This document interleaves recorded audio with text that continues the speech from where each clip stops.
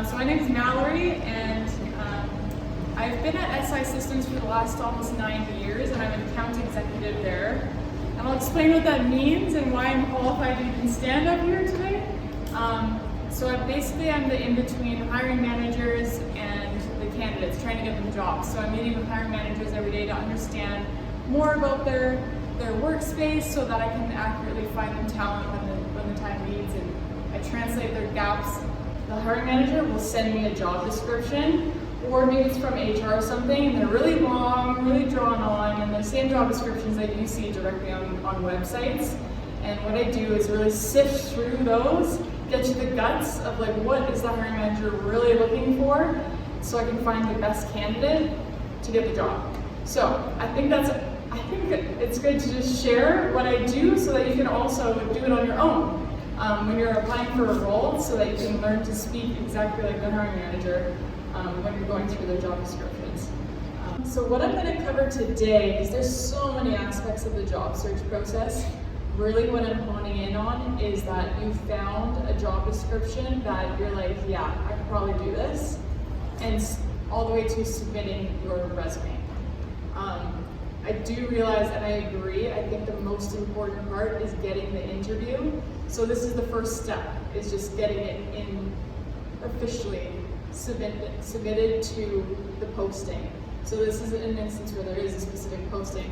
I think you're kind of a fit. You now work up your resume. So backwards, if everyone, who raise your hands here if you think you have a good resume? Well, the answer is you only have a good resume if it all depends on what you're applying to.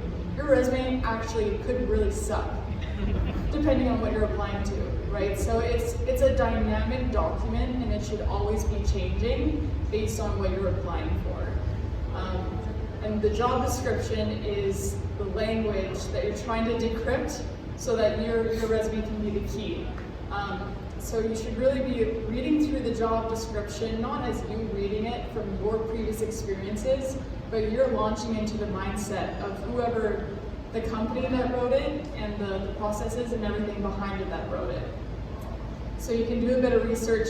Reading through other job descriptions can also help you decode that job description, because you can see how they labeled other things in their titles and whatnot. So I'm going to keep on referring to like putting on the hiring manager goggles, and when I'm thinking about listening and hearing their language through the job description. I always tell this to our recruiters in the office, like put on your hiring manager hat, like what are you looking for in this resume? You're not trying to tell your story, unfortunately, when you're applying. You're trying to tell the story that the hiring manager wants to see. But hiring manager is actually a broad term, because it could be three things. It could be the actual hiring manager that's reviewing your resume.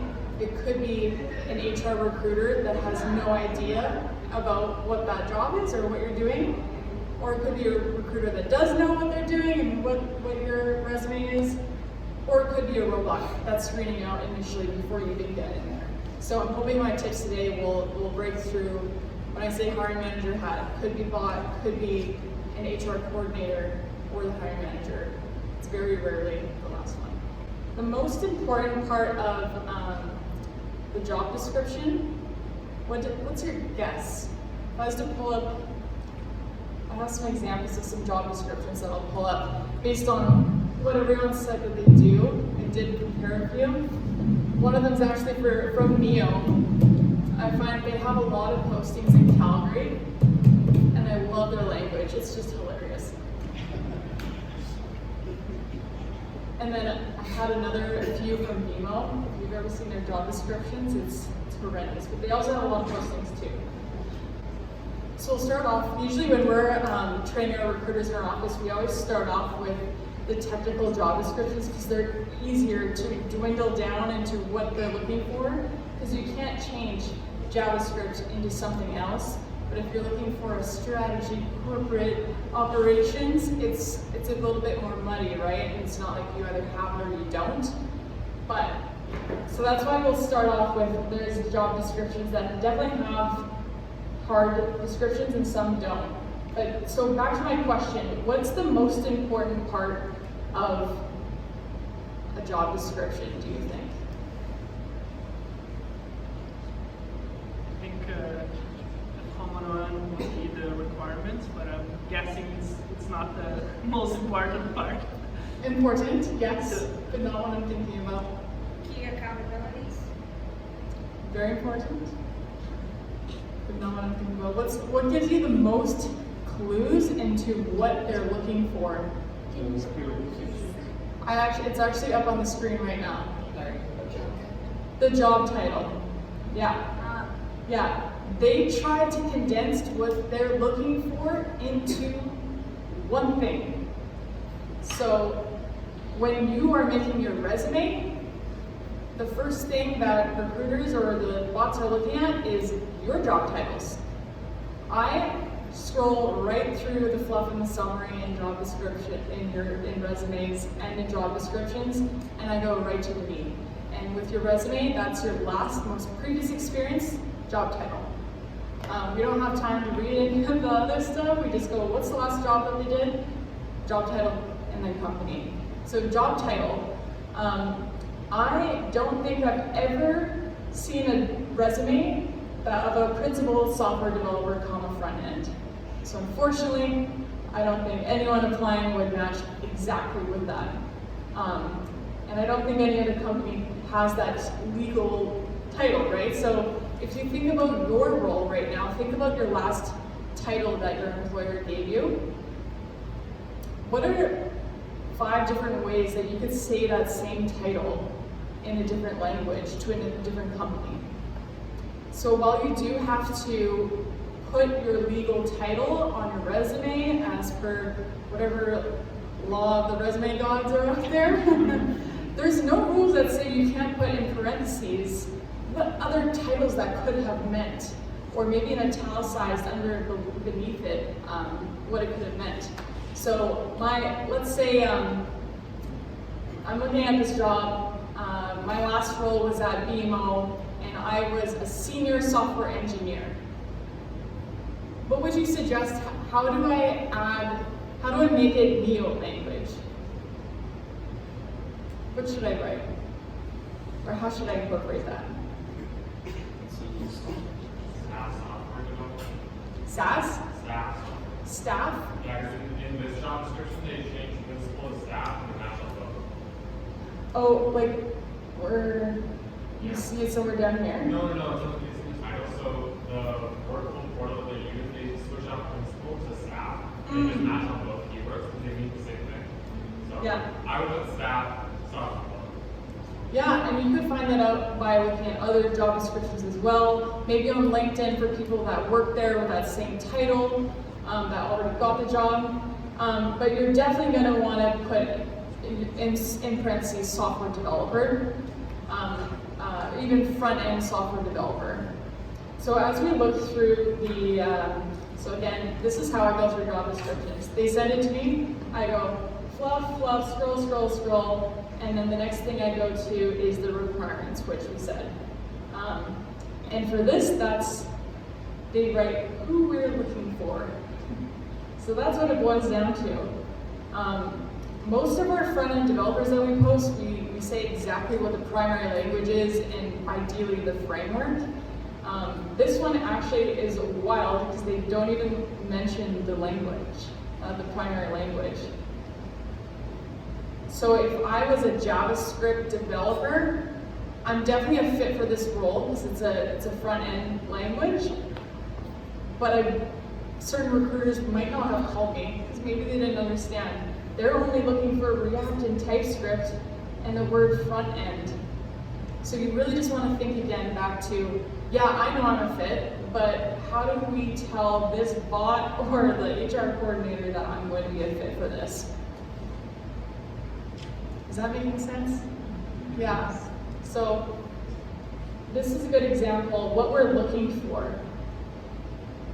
Do you think that's what they require for that role, or what they would ideally need to see?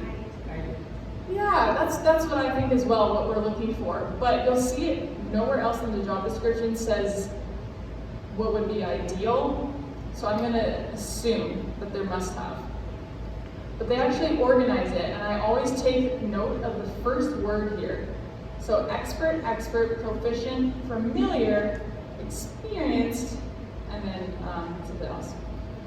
Right, so this one, they're being a little bit sneaky. I would still apply if you if you're just like, you don't have experience with cloud-based infrastructure, that's fine.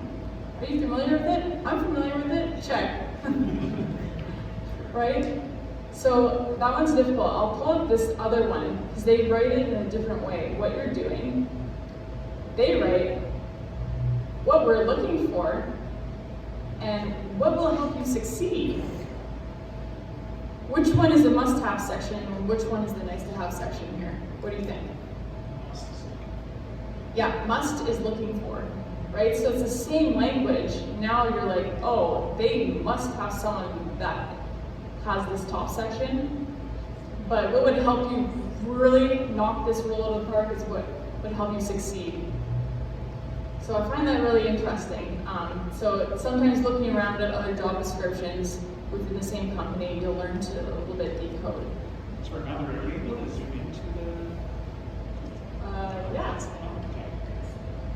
Sure thing. Yeah, what we're looking for and what will help you succeed. So funny. Okay, the next part, what I do.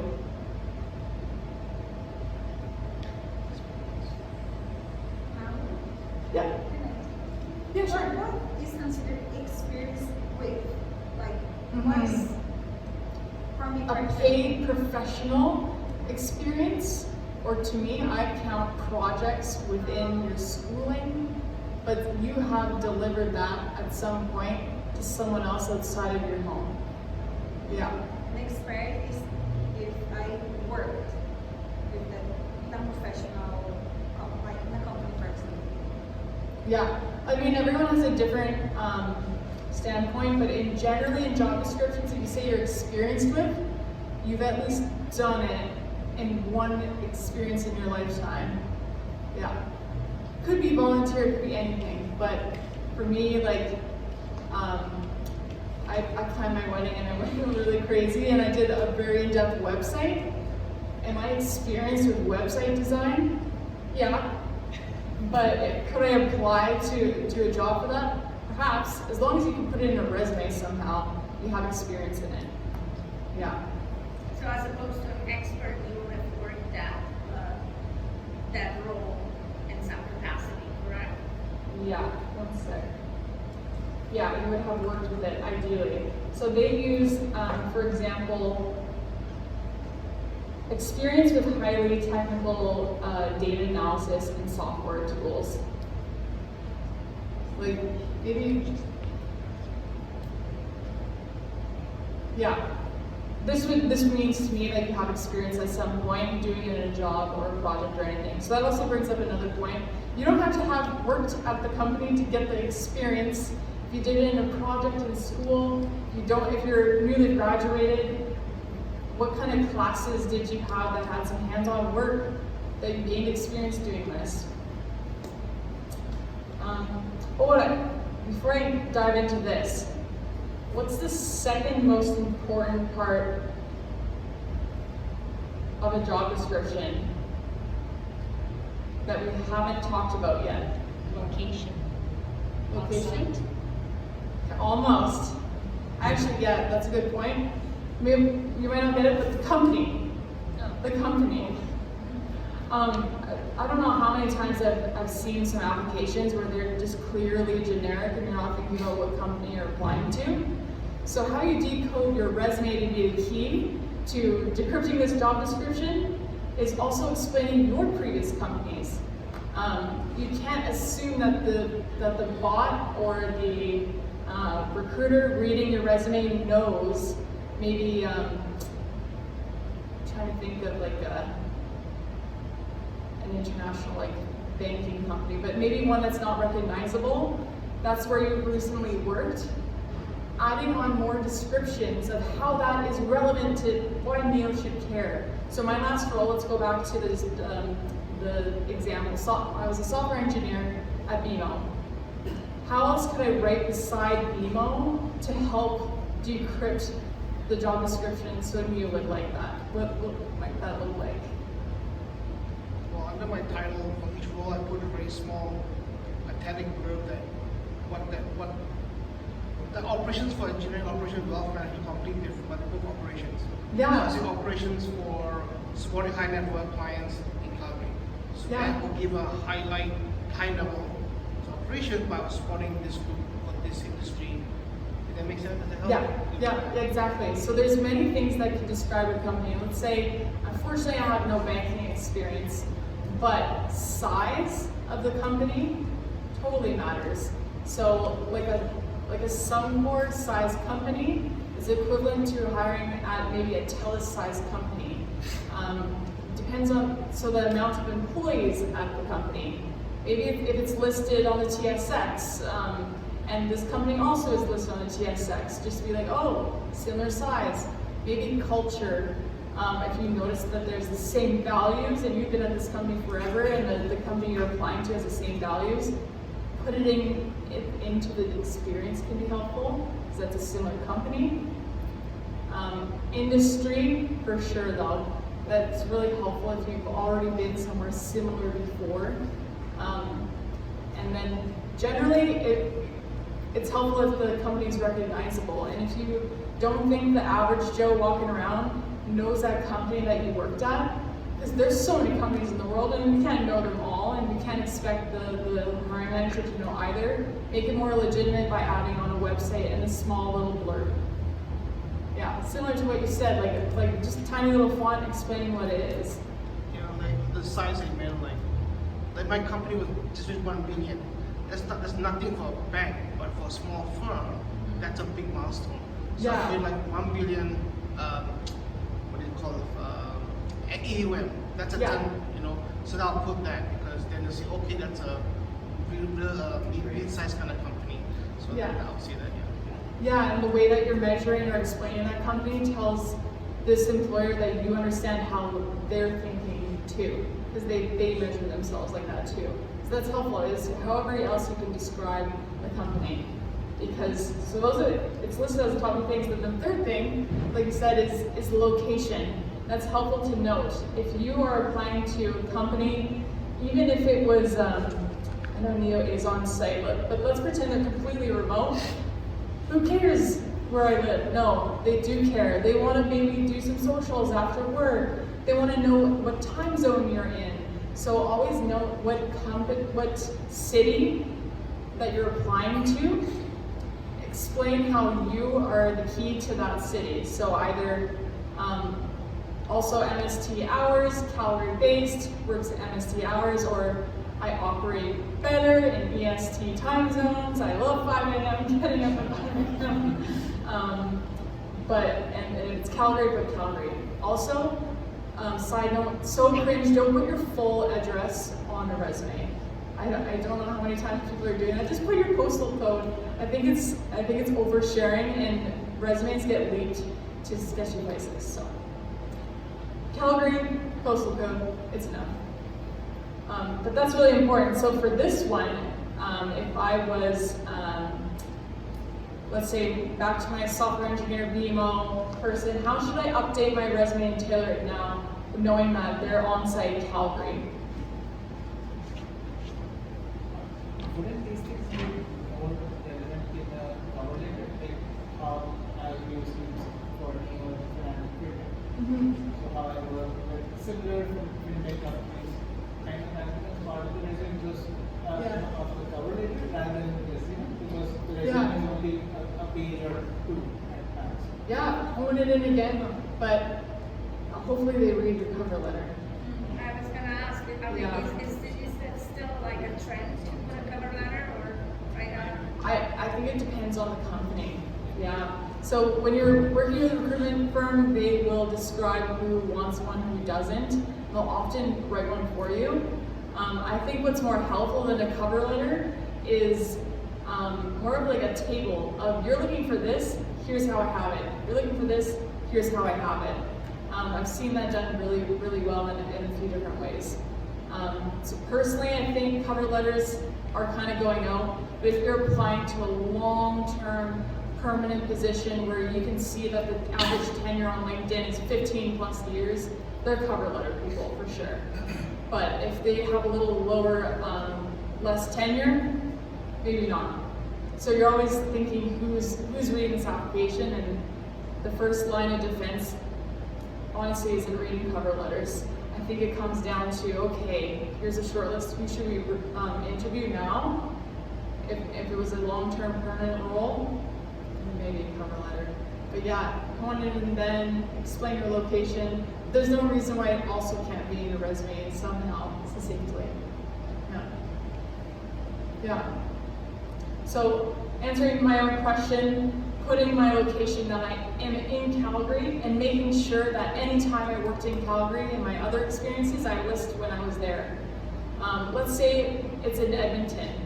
And then I usually delete my high school off of my resume, but what if I went to high school in Edmonton? I'm putting that back on there, making a connection to how you are similar to that city, or that you're okay to be there.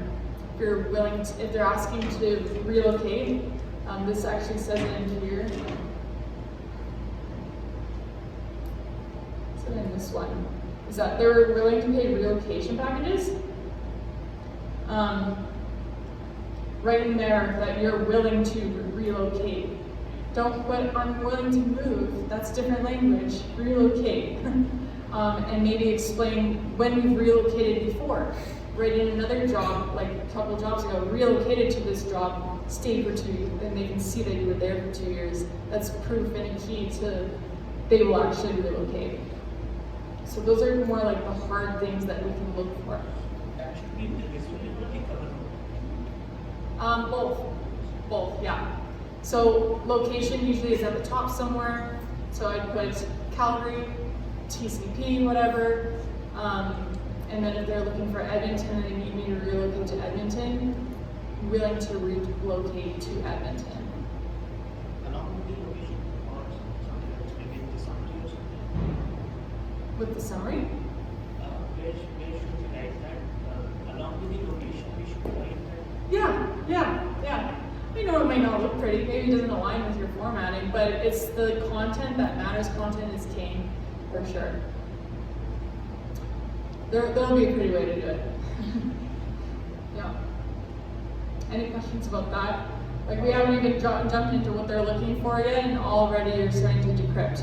So sometimes they're literally just looking at your titles in your last companies and your location, and so many people don't even make it past that round because there's a lot of applications out there. So it's unfortunate for sure. So you talked about making a connection between where you apply and where you are, right? Yeah. So let's say about me, I'm not from previously I was in India and I have zero Canadian experience. So Yeah. how does that apply here? Like how does that affect my resume if it does at all? In terms of selling yourself with location, as long as you put that you are here, if they're looking for someone here, that's all you can do really. What I point out to, sometimes we don't understand how large the companies are in India. That's where you hone in on the companies and how credible the companies that you worked at are, or how more, because we can just go on the website and see how more advanced some of these companies are. So yeah, don't discredit your experience just based on where it's from. Okay. So because I've heard a lot of Canadian experience matters. They're looking Yeah. for Canadian experience and that's one of the reasons that you're not getting into a job that you're applying to. So I Yeah. just wanted to know more about it, I guess. I think that's really a misdemeanor. They're looking for someone that has familiar experience for them, and familiar experience can be gained all over the world. It really, if someone says that, if you have this idea that they're looking for Canadian experience, like, what does that mean? Maybe it's Canadian tax laws and you're an accountant, and that really matters. But otherwise, it really doesn't matter. It matters more what was the type of your experience. Obviously, if you come from a country where all they have is C++, a really old programming language, that will set you back more than it just being a different country. Yeah. but you never know who's reviewing your resume, if they grew up in the same town as you, or so the more detailed, like write where your experiences are from, don't take it off. I was looking at a resume today and the company was just like 3 letters and something, and I had to pull out of it what it was, and it was a super like prestigious consulting firm in Pakistan, but he was like, oh, I just don't like to put that on there, but like you just never know. Like, give the benefit of the doubt. Canadians are global now. We are a global city, and I think it's never going to be negative. And if it is, do you want to work there? I put as much information as I can. If you don't like this about me, I probably don't want to work for you. So, being upfront about the cities and whatnot, maybe in a travel section where you've been, something that connects them to who they're, who's reading this as well. I like to put interests in there. They're like, I also like playing Catan. They might be a good culture fit for the team. Any questions before I dive into the requirements section? Really great conversation. We should have hobbies and interests in this. Yeah, for sure. Especially read through their description of them.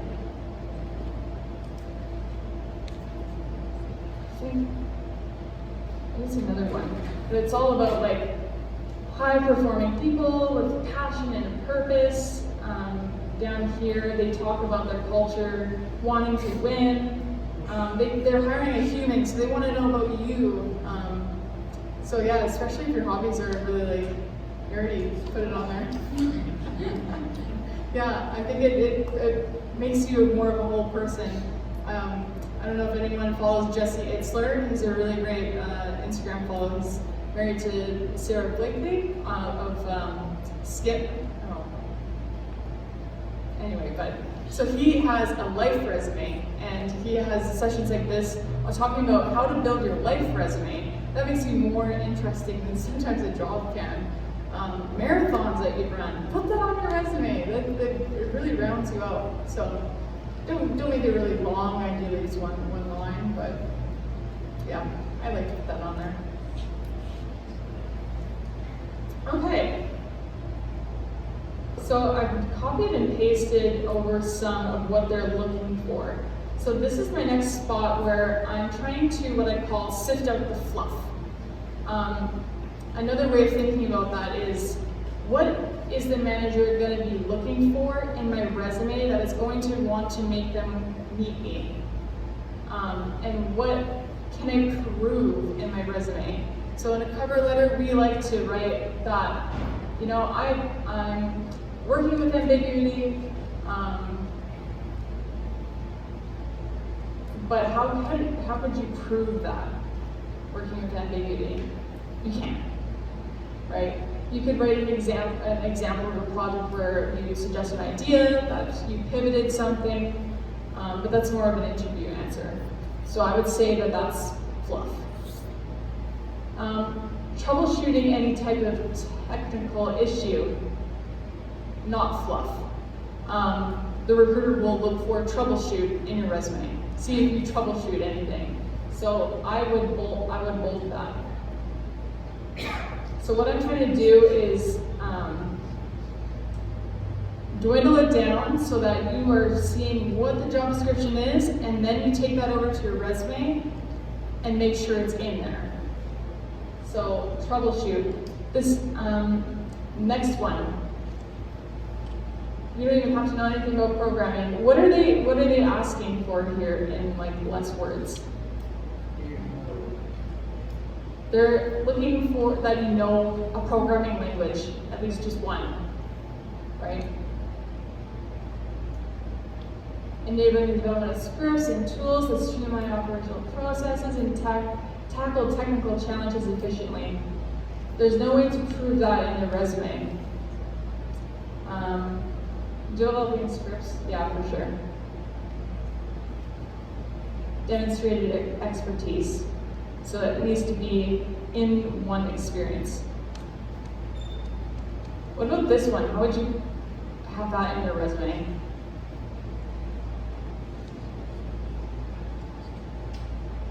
perhaps like analysis of some skills, but processing large data sets, this could definitely be a term that the recruiter would be looking for in your resume. Patterns, that's a really good word. Tracing calculations, that sounds very specific. So that one's definitely worthwhile. Experience with highly technical data analysis tools. So now you're getting a picture, like these are hard skills. Ooh, my favorite. Have you ever seen a job description that doesn't want excellent verbal and written communication skills? It's my least favorite. Obviously they're looking for that. Everyone's looking for it. You know, take it out. Technical writing, no. That is a specific thing. Ability to discuss complex scenarios. Who here can do that? Everybody. It's not going to differentiate you. That's kind of fluff. Ooh, grit.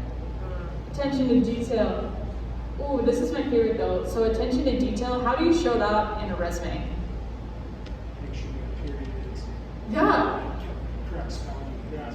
Just how it looks and the grammar and the spelling of it. Oh my gosh. So when we hire for, especially if you're going to go into quality assurance and you're a QA tester, unfortunately you won't be working with me if you have errors all over your resume. Like that's your most important document, right? So attention to detail. Although they're not going to write attention to detail Control F when they're trying to find it in a resume. It's going to be how it looks. So therefore, it is fluff. Grit, perseverance, organization, fluff. They're not going to write organization in there. Everyone can do that. Drive, fluff. Oh, this one though, I do find that a lot of organizations find this is important to grow, like just the ability to learn and like be curious. So how would you show that in your resume? What kind of courses? Yeah, what did you say? Sorry, job progression. Yeah, and courses, showing that you're taking an interest, doing something extra outside. Personal development, like. Yeah, personal Make it development. professional. Yeah, maybe a link to a website with your book list for the year or something. Yeah, so I think there's definitely, some people are learners and some people aren't. So if you know you are, showing that with some sort of proof on your resume. Does that make sense? Yeah. Please look confused. Okay. No, I was, sorry.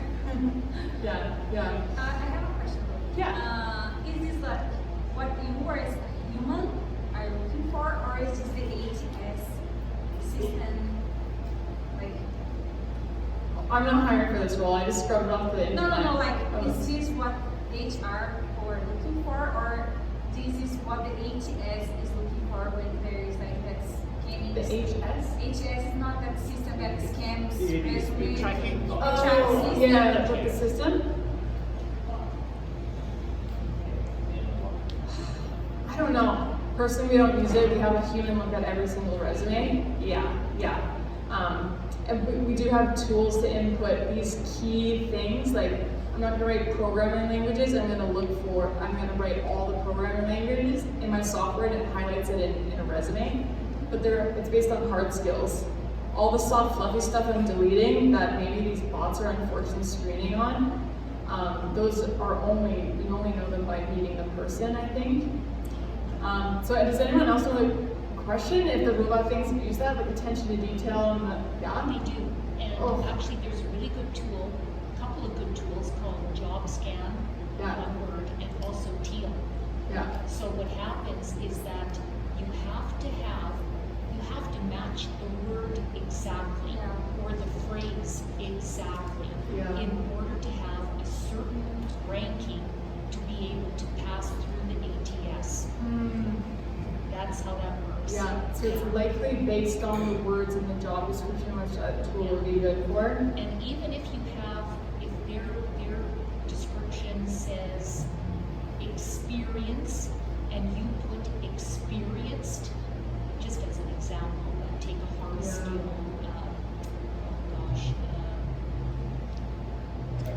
like tracing calculations, Yeah. and you put traced, the ATS will kick you out. Yeah. It this one has to might- be yeah. exact. Exact. Yeah. This reminds me, I've seen some people how they did this. They had white font of the job description in there. It just seems like a little bit cringe to me and like not a transparent, but maybe you should have like really small text in there and you can even make a joke above it. Be like, just to get past the bots, haha, like, hope our human gets to read this, and then paste all those words in there. Yeah. I find like in Canada, resumes are way less formal. It's, all of the countries are so formal. You have to put if you're married and if you have a passport. So yeah, your question? Yeah, just have a question. The role is for, you sound like an expert front-end developer focused on like JavaScript, but this sounds like they want a data analyst on top of that.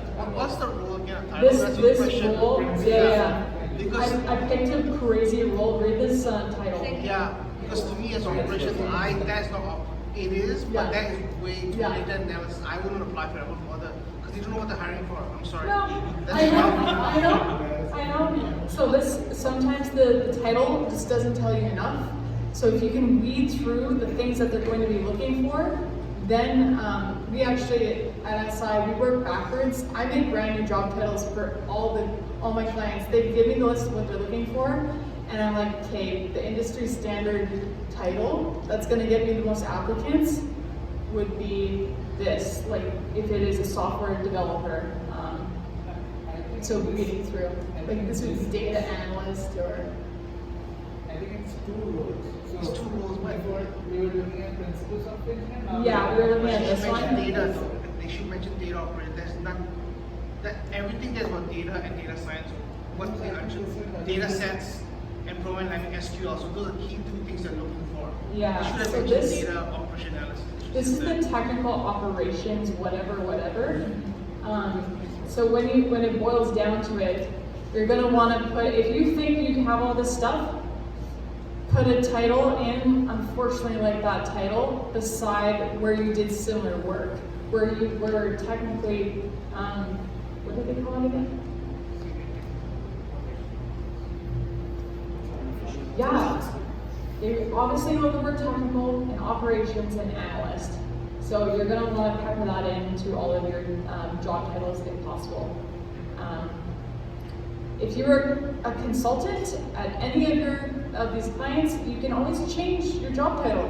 You were your own employer during that time for that company, so don't let it stray too much. But if you were a data analyst, you could write this as your job description if you were your own employer, or put /data analyst because that was your real title.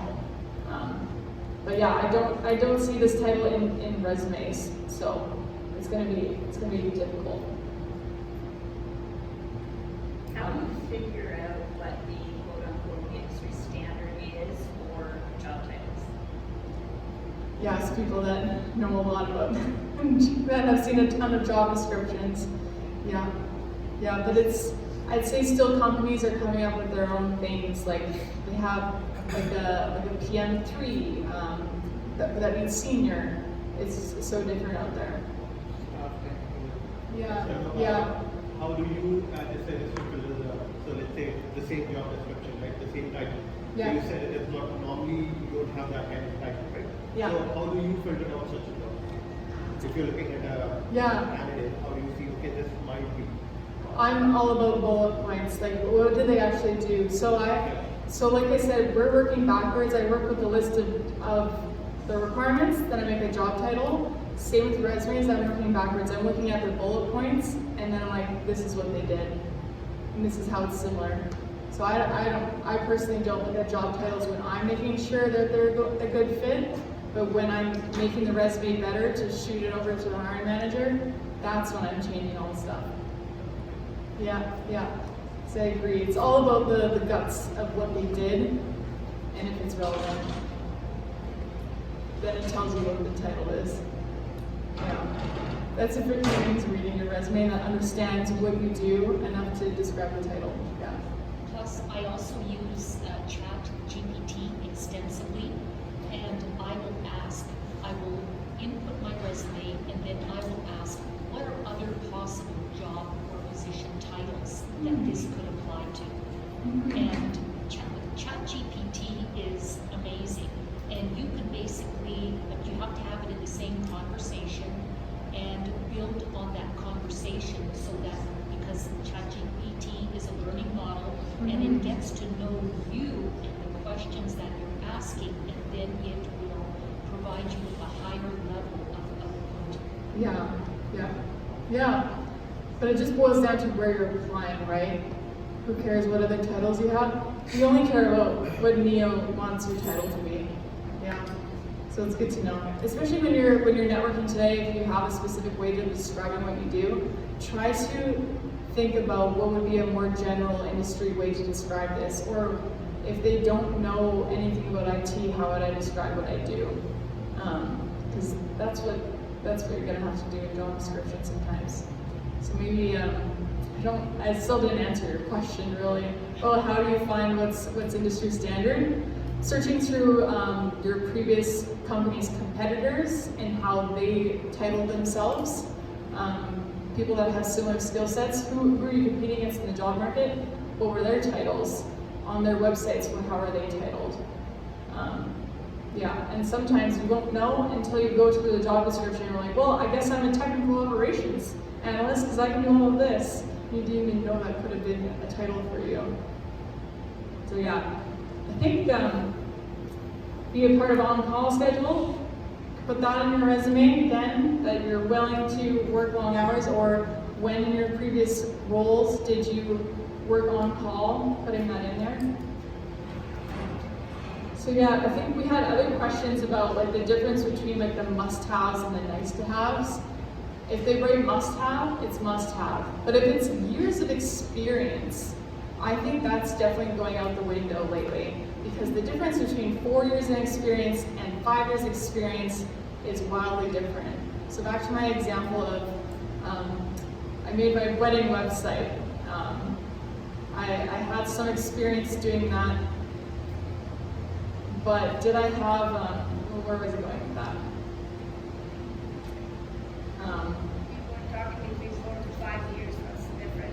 Yeah. So I was planning my wedding for like almost 3 years. So I have 3 years of website design experience.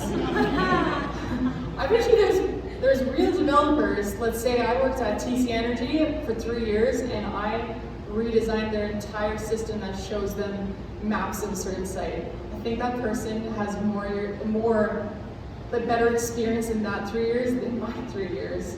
So I think years of experience is relevant to what is the skill that they're looking for.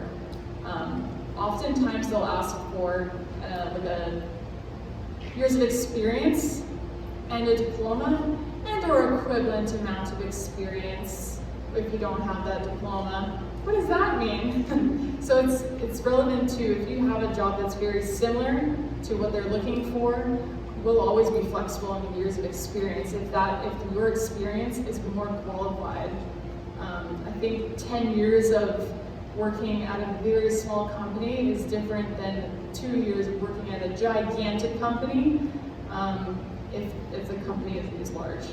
So years of experience, must have, that's a little bit flexible. But if they said must have experience with SQL, and a strong desire to learn and develop your SQL skills, maybe that's not a must have. Maybe they're just open to someone willing to learn that actually. But if it just said experience with SQL, I think it's not worth applying if you don't have that. Don't waste your time. We're going through a lot of work right here on this one job description.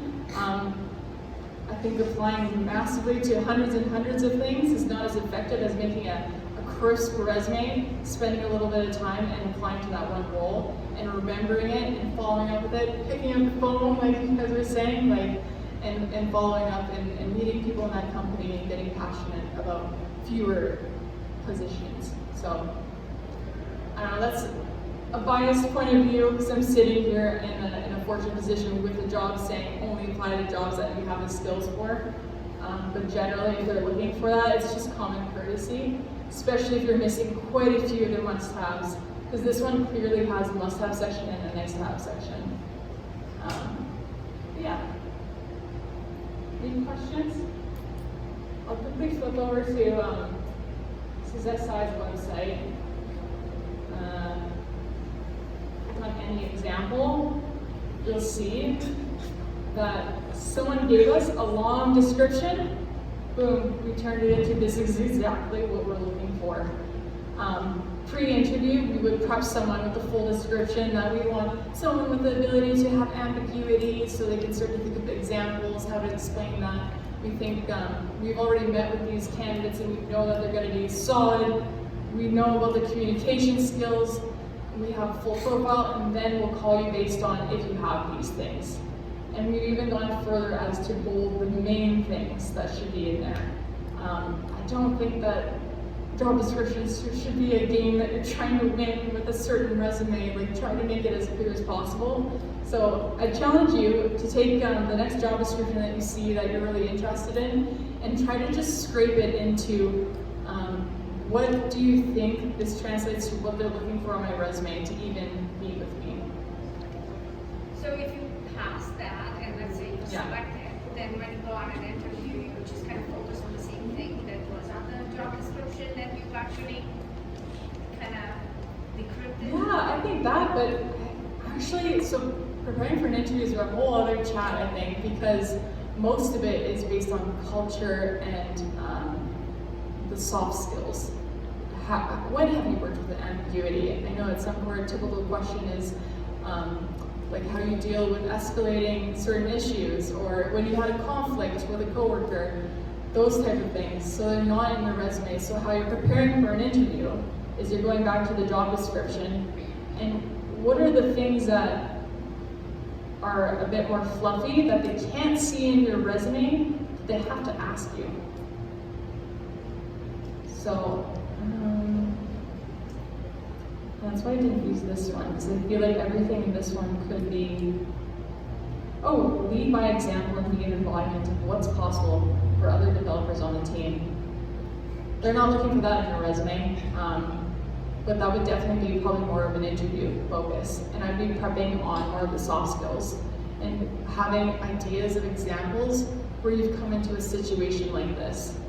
If you can't find anything fluffy, always just go back to the company's values. They're going to be asking you questions that reflect how you embody their values. So coming up with examples in even a daily life or a job of the values, and then you might find that you already prepped for more of the questions. Like another one, companies like, what does safety mean to you? It throws people off all the time, right? But if you had just read somewhere's website, you know that they're probably going to bring up safety at some point in the interview. So you need to prep on the company more. Plus another method of intelligence that I use is that I go on the LinkedIn company website, and also key individuals, I will read their posts and see what they're commenting on, what they're posting on, and then I get intelligence on those particular individuals, because I also have found very interesting information about key individuals in their LinkedIn posts that I've raised in the interview. Yeah. And even the company themselves, the people interviewing me didn't know about that, about their executive. And it's not being creepy anymore, it's just being resourceful. Yeah. So any advantage.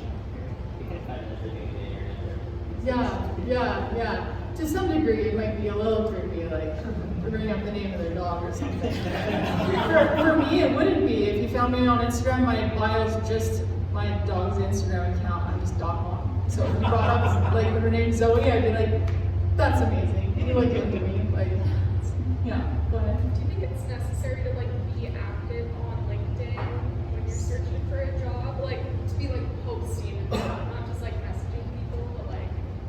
Well, what else is it for? I think like just liking things is a cop-out. Like, yeah. But if that's not your style, if you're not the type to, I don't know. It depends on where you want to get into. If you want to get into companies that their company LinkedIn profile is like ancient, there's nothing on it, no need to, right? But I think we're all looking for a wide variety of work, and the majority of the companies are going to be on there, and most people in the professional world have an account, so use it, it's free, yeah. Yeah, you have to be on LinkedIn. That is essential. So you have to have a really, and have a consistent profile between your resume and your LinkedIn profile. They have to match. Have a professional photo, a nice background photo that basically has something relatable to your career, and always posting something thoughtful, commenting. It has to be about at least 2 sentences, something thoughtful, otherwise avoid posting at all. Just doing the little emoji thing, that doesn't cut it anymore. And because what'll happen is that any recruiters, your profile will be suppressed when recruiters look for you in the LinkedIn search. And also you have to match your skills that you state. You have to have all 50 skills filled out and have those skills match back to your resume. You brought up a good point as well, like when you, back to our thing here with the resume, matching your LinkedIn.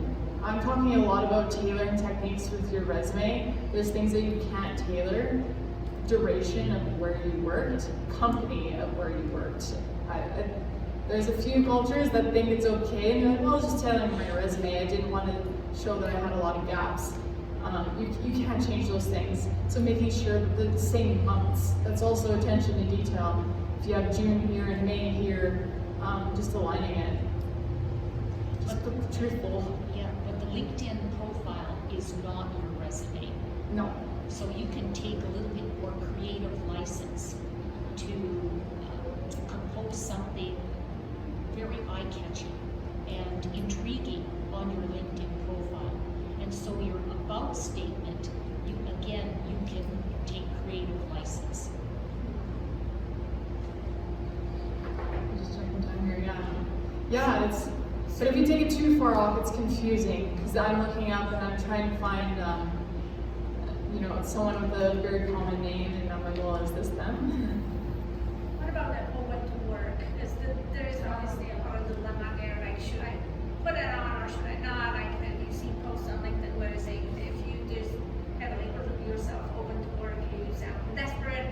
Others say don't look at that, like just market yourself as being open so you be visible to recruiters and to those that are looking for filling up the position or something. Not desperate at all. Well, it's like when I asked you all today to introduce yourselves, you chose to say if you're looking for work or not. I don't know why it would be any different on a social media platform, but using that, I think the green one or whatever, the open to network, and then your byline is what you do, what you're looking for, different types of titles that you're looking for.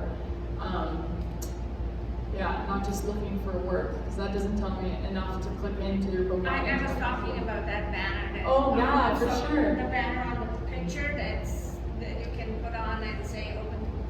Yeah. Hashtag open to work or whatever. Like. My personal answer is yes. I think it's good. It's a clearer way of saying that you're in the market, and recruiters are going to bombard you a bit more. Great. Hopefully they're not all fake. Yeah. Great. Well, I kind of wrapped up there. I think I'm giving you enough to go for. Oh, wanted to talk about the submission stage. Now you've got all of the things that you're looking for. You put them into your resume, and now you have to upload it into the system. Making sure your resume is one column is really important, because your resume can't be the key if their platform can't read the text on your document. If they ask you to submit your application via email, PDF it. Looks way better. Don't send it in Word where they can see everything. So just quickly save as PDF. You don't even have to pay for PDF to do that.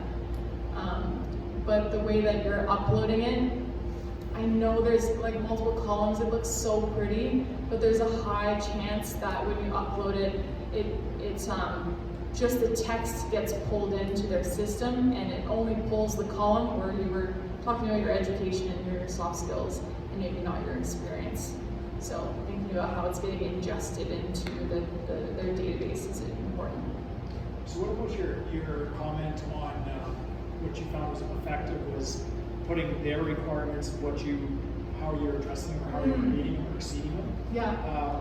Was that for a cover letter, or how would you put that in a column and a 2 column? So I didn't make up this idea. This is actually required to apply to the city of Calgary for most government jobs, and it's called a matrix or a grid. And I actually think it's a genius way. Maybe casualize it a bit more if you're not applying to public sector. But yeah, just like a quick list. So if they're looking for SQL and you have SQL, just put like NEO's or that company, trying to make it very specific to them. NEO's requirements or what NEO is looking for. So they said what they're looking for. SQL, where and when you did that, how long. Yeah. But if you listed them side by side, wouldn't that be 2 columns in your resume? And you're saying like make sure it's only Oh yeah. like from Yeah. a formatting point of view when you also upload. Paragraph breaks, indentation. Oh, okay. Yeah. Okay. As well in your resume, if it's all next, and you haven't clicked enter or made a paragraph break, sometimes it gets uploaded in one just mass amount of text. I'm speaking personally on our platform.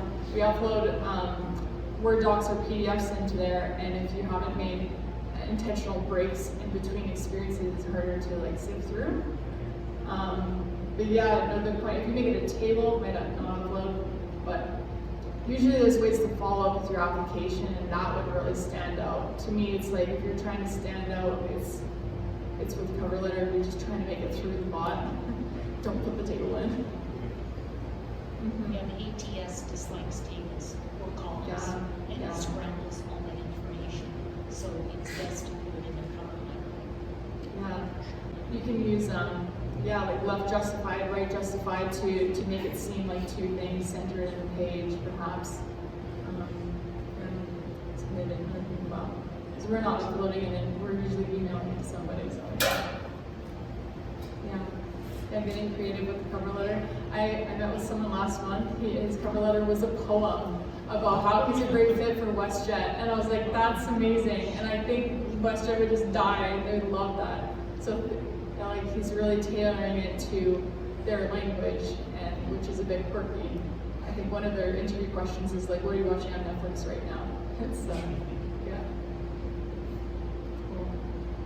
Any other questions? I want to save room for chatting as well.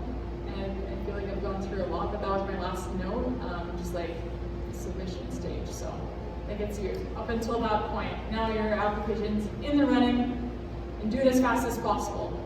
They have a deadline on there, don't care. Do it as soon as you can. Personally at SI, if you apply on the first day, you're much more likely, I'd say 200 times more likely to get a call from a recruiter who apply the next week. Because we're already have our top people moving on to the next. The first people to apply to jobs much more likely have the recruiter's fresh attention, and they're super excited, and they're like looking because they really want to move the resumes over to the hiring manager.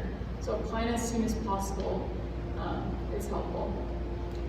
So one way to be able to apply really fast is to have a great resume prepped that's as long as possible, that has everything, all this content that they might have been looking for, so you don't have to rewrite it every time.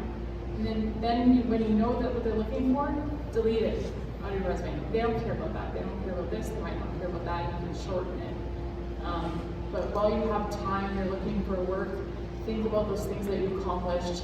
Write the content now, because when you find your dream job and it's posted, you don't want to sit and make the most beautiful resume. You're gonna just use what you have. So you did say in the beginning there, that you took out your high school out of the resume, right? Yeah. Some companies want it, and they actually ask for transcripts and stuff. I know, like, for hiring, like high school diploma was the most important thing. But it's kind of redundant when you have university and other technical schools that you It would probably be on the job description that they're looking for a high school diploma, and then definitely put it in. I think some quarter as like every everyone have to Yeah, yeah. the verification of errors. Yeah, you would have like a person going through and like, okay, well they have a master's, so they at least have a GED or something. Yeah. So you're kind of recommending not, like it's just trying to bring it up like shorter and to the point than long in. Unless high school was really recent for you, or if it was super prestigious, or if you find out on LinkedIn that they work from the same community or something, or if you're trying to highlight, you know, how you're from Newfoundland, and like sometimes they're like, East Coaster, let's meet with them, right? So yeah, but generally I think like, you know, high school doesn't matter if you're applying to something that requires a university degree. What's your thought on, there's some applications where they don't want a cover letter, but I know some people, they basically put the front end, the cover letter on the front end of their resume and submit it as one document. Like the first page is your cover letter. That's how I do it all the time, yeah. First page is kind of like a summary. Yeah. That's where I would put in that table, right? And it really breaks up the pattern of people sifting through a resume and all of a sudden they're like, well, this isn't a first page of a resume. Usually if they're asking for a cover letter, they'll have another area to upload a different document or upload them separately. Definitely do that if they ask you to, because then it shows you're reading instructions, which is a great skill. But yeah, it's okay to put in the first page. Everyone's like, oh, max 2 pages, max 1 page. As long as you're describing that you're a good fit for the role and it doesn't take them forever to read and find it in your resume, I think more is the merrier. If you're applying to a senior role or just generally, I think more the merrier. I love a good 4-page. I'm weird. With emphasis on your last 3 years of experience that's relevant to that role. Or really going in depth. Maybe your most relevant role that you're applying to was a couple, like 2 jobs ago. Dive into that role, spend a bit more like lengthy time on that role, shorten up everything else. But if they can't see it, they won't know that you did it. And how many years back should you, is it 10 years, 15, how many years should you state on your resume?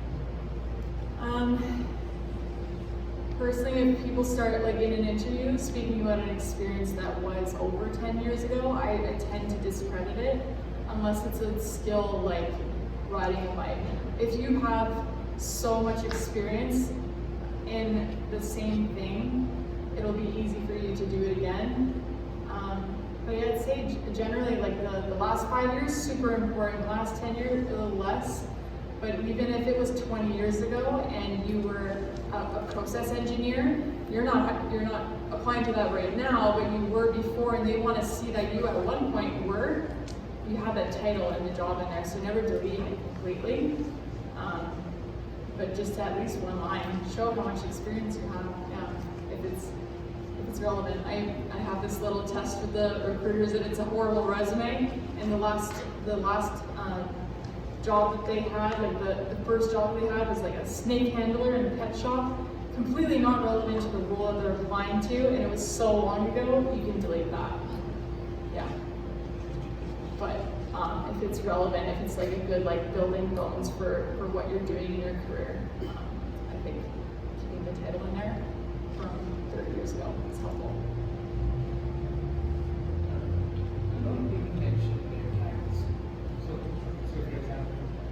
In consulting, I mean, Yeah, the clients.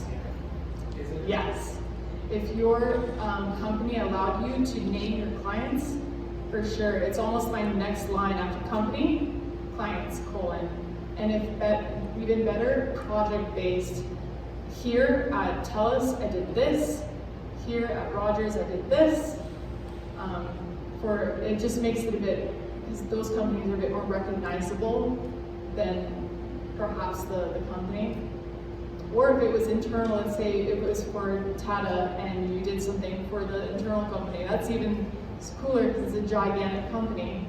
But you have to tell us if it was BC Hydro.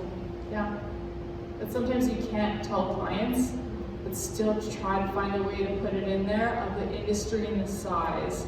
You're definitely allowed to release that, even if you can't disclose the name of the company.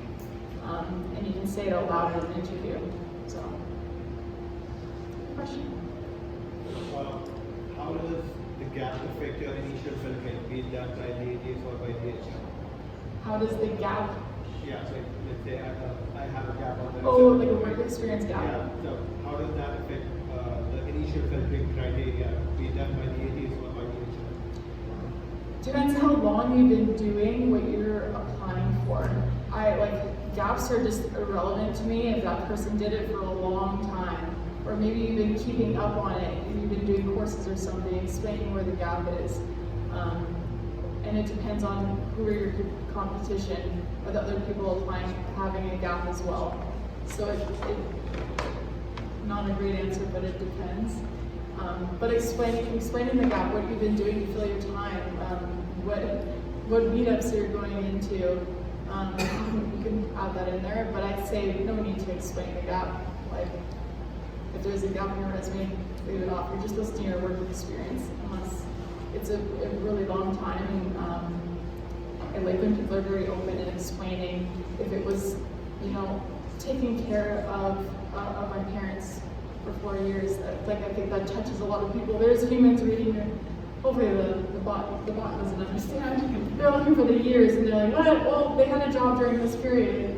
But yeah, I think just being open and upfront, as much information as possible, because you can't speak to anyone. Your resume has to speak for you.